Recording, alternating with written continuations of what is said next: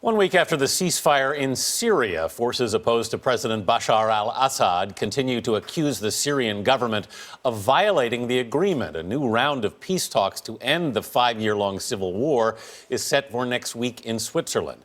Elizabeth Palmer was given rare access to the city of Aleppo, Syria's largest, for a look at conditions there.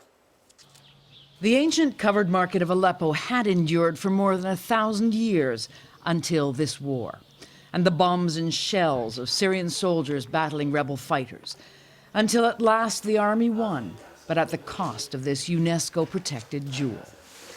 Now the whole area is quiet, except for a handful of soldiers on guard and the occasional potshot. Definitely not quiet are the residential neighborhoods crammed with people, many of them having fled from fighting elsewhere. In Salahuddin, right on the front line, tarps shield residents from snipers. They get their water from primitive wells drilled straight down through the road. Can we come up and see you? The Ganzi family invited us inside. There's no running water or electricity. In their tiny apartment, Faiza explains that her son, a soldier, was killed in action. Without his salary, everyone, including the 5 grandchildren, is surviving on charity. Downstairs, there's a soccer game. Hamad's pretty fast on his crutches now.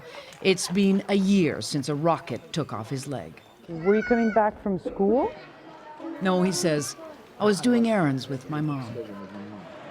People can still do errands in Aleppo and shop for food in the parts that haven't been smashed to pieces.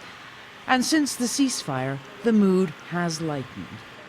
But even as a new round of peace talks are scheduled to start next week, everyone knows that on the other side of town, the Syrian army is tightening its siege on the rebel-controlled section of Aleppo.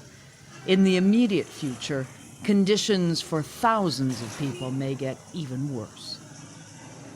For CBS This Morning Saturday, Elizabeth Palmer, Aleppo.